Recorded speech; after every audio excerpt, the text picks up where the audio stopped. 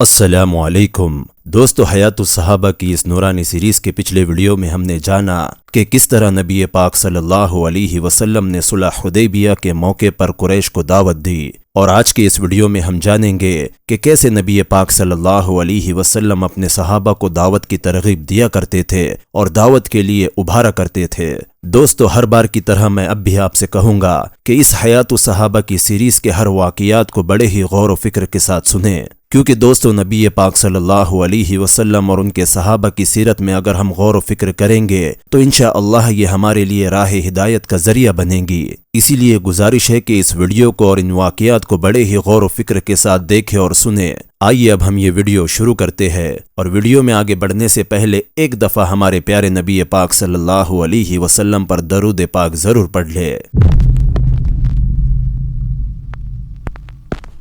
حیات الصحابہ جلد اول، مضمون حضور صلی اللہ علیہ وسلم کا اپنے صحابہ کو دعوت کی ترغیب دینا۔ بسم اللہ الرحمن الرحیم۔ حضرت سہل بن سعد رضی اللہ عنہ فرماتے ہیں کہ حضور صلی اللہ علیہ وسلم نے خیبر کی لڑائی کے دن فرمایا کہ کل میں یہ جھنڈا ایک ایسے شخص کو دوں گا جس کے ہاتھوں اللہ خیبر فتح فرمائیں گے، اور وہ اللہ اور اس کے رسول سے محبت کرتا ہے، اور اللہ اور اس کے رسول بھی اس سے محبت کرتے ہیں۔ حضرت سہل فرماتے ہیں کہ لوگوں نے ساری رات اسی فکر میں گزار دی۔ صبح ہوتے ہی سب حضور صلی اللہ علیہ وسلم کی خدمت میں حاضر ہوئے، اور ہر ایک کو یہ تمنا تھی کہ جھنڈا اس کو ملے۔ تو آپ نے فرمایا کہ علی بن ابی طالب کہا ہے۔ لوگوں نے عرض کیا کہ اے اللہ کے رسول، ان کی آنکھیں دکھ رہی ہے۔ حضرت سہل فرماتے ہیں کہ حضور صلی اللہ علیہ وسلم نے آدمی بھیج کر حضرت علی رضی اللہ عنہ کو بلایا۔ وہ آئے تو ان کی آنکھوں پر حضور صلی اللہ علیہ وسلم نے دم فرمایا اور ان کے لیے دعا فرمائی۔ وہ فوراً ایسے صحت مند ہو گئے کہ جیسے کوئی تکلیف تھی ہی نہیں، اور ان کو جھنڈا دیا تو حضرت علی رضی اللہ عنہ نے عرض کیا، اے اللہ کے رسول صلی اللہ علیہ وسلم، کیا میں ان سے اسی لیے لڑوں تاکہ وہ ہمارے جیسے ہو جائے؟ آپ نے فرمایا کہ تم اطمینان سے چلتے رہو یہاں تک کہ ان کے میدان میں پہنچ جاؤ، پھر ان کو اسلام کی دعوت دو، اور اللہ کے جو حق ان پر واجب ہے وہ ان کو بتاؤ۔ اللہ کی قسم، تمہارے ذریعے سے اللہ ایک آدمی کو ہدایت دے دے، یہ تمہارے لیے اس سے زیادہ بہتر ہے کہ تمہیں لال اونٹ مل جائے۔ حضرت مقداد بن عمرو رضی اللہ عنہ فرماتے ہیں کہ میں نے حکم بن کیسان کو گرفتار کیا تو ہمارے امیر صاحب نے ان کی گردن اڑانے کا ارادہ کیا، تو میں نے کہا آپ اسے رہنے دے، ہم اسے حضور صلی اللہ علیہ وسلم کی خدمت میں لے کر جائیں گے۔ چنانچہ ہم انہیں حضور صلی اللہ علیہ وسلم کی خدمت میں لے کر آئے۔ حضور صلی اللہ علیہ وسلم ان کو اسلام کی دعوت دینے لگے، اور بہت دیر تک دعوت دیتے رہے۔ جب زیادہ دیر ہو گئی تو حضرت عمر رضی اللہ عنہ نے عرض کیا کہ اے اللہ کے رسول صلی اللہ علیہ وسلم، آپ اس سے کس امید پر بات کر رہے ہیں؟ اللہ کی قسم، یہ کبھی بھی مسلمان نہیں ہوں گا۔ آپ مجھے اجازت دے کہ میں اس کی گردن اڑا دوں تاکہ یہ جہنم رسید ہو جائے۔ لیکن حضور صلی اللہ علیہ وسلم نے حضرت عمر رضی اللہ عنہ کی بات کی طرف کوئی توجہ نہ فرمائی، اور اسے برابر دعوت دیتے رہے یہاں تک کہ حکم مسلمان ہو گئے۔ حضرت عمر رضی اللہ عنہ فرماتے ہیں کہ جو ہی میں نے ان کو مسلمان ہوتے ہوئے دیکھا تو اگلے پچھلے تمام خیالوں نے مجھے گھیر لیا، اور میں نے اپنے دل میں کہا کہ جس بات کو حضور صلی اللہ علیہ وسلم مجھ سے زیادہ جانتے ہیں، میں اس بات میں کیسے جرأت کر بیٹھتا ہوں؟ پھر میں نے یہ سوچا کہ میں نے اللہ اور رسول صلی اللہ علیہ وسلم کی خیر خواہی میں بات کی تھی۔ حضرت عمر رضی اللہ عنہ فرماتے ہیں کہ حضرت حکم مسلمان ہوئے اور بہت اچھے مسلمان بنے، اور اللہ کے راستے میں جہاد کرتے رہے یہاں تک کہ بیر معونہ کے موقع پر شہادت کا درجہ پایا، اور حضور صلی اللہ علیہ وسلم ان سے راضی تھے اور وہ جنت میں داخل ہوئے۔ حضرت زہری کی روایت میں اس طرح سے ہے کہ حضرت حکم نے پوچھا کہ اسلام کیا ہے؟ آپ نے فرمایا تم ایک اللہ کی عبادت کرو جس کا کوئی شریک نہیں ہے، اور اس بات کی گواہی دو کہ محمد اللہ کے بندے اور رسول ہے۔ اس پر حضرت حکم نے کہا کہ میں نے اسلام کو قبول کر لیا۔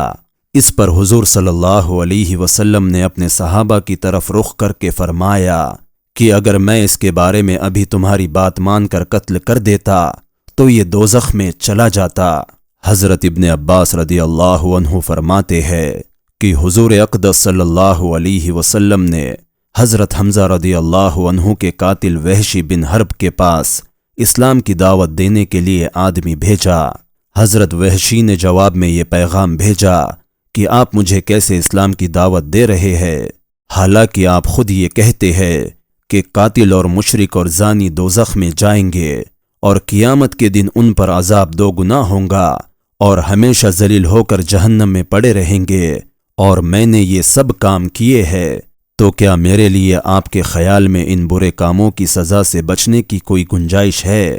تو اللہ رب العزت نے فوراً یہ آیت اتاری جس کا ترجمہ ہے، مگر جس نے توبہ کی اور یقین دلایا اور کیا کچھ کام نیک، سو ان کو بدلہ دیں گا اللہ برائیوں کی جگہ بھلائیاں، اور ہے اللہ بخشنے والا مہربان۔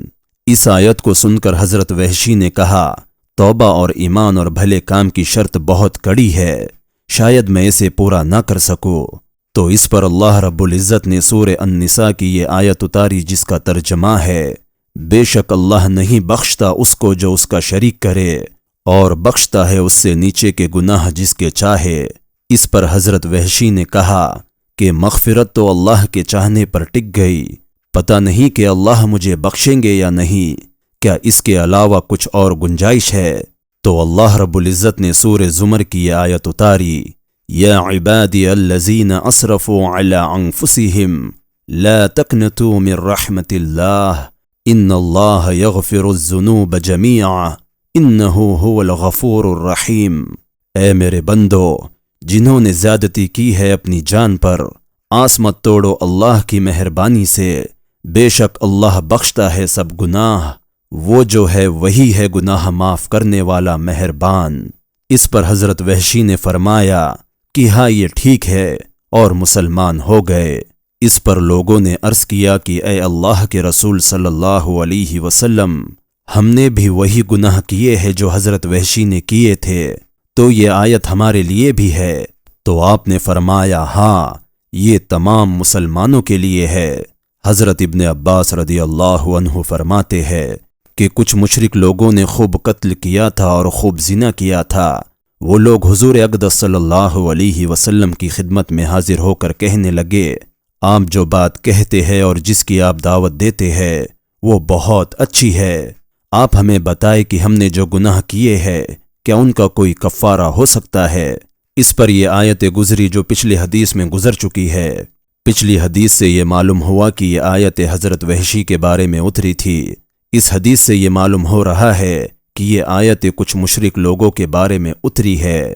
تو دوستو، یہ تھا ہماری حیات الصحابہ کا آج کا ویڈیو۔ اس واقعے سے ہم کو کیا سیکھ ملتی ہے یہ کمنٹ سیکشن میں ضرور بتائے۔ ویڈیو پسند آئی ہو تو اس ویڈیو کو ایک لائک ضرور کرے، اور صدقہ جاریہ اور اجر و ثواب کی نیت سے اس ویڈیو کو تمام مسلمانوں کے ساتھ بھی ضرور شیئر کرے، تاکہ انہیں بھی پتہ چلے کہ ہمارے نبی پاک صلی اللہ علیہ وسلم اور ان کے صحابہ کی زندگی کیسی تھی۔ حیات الصحابہ کی اس روحانی اور نورانی سیریز میں میرے ساتھ جڑنے کے لیے اس چینل کو سبسکرائب کر لے، کیونکہ اس سیریز میں آگے ایسے واقعات آنے والے ہیں جسے سن کر انشاءاللہ آپ کے علم میں اضافہ ضرور ہوگا۔ اللہ رب العزت ہمیں بھی صحابہ جیسا ایمان اور تقوی نصیب فرمائے، اور جو کہا اور سنا ہے اس پر عمل کرنے کی توفیق عطا فرمائے، آمین۔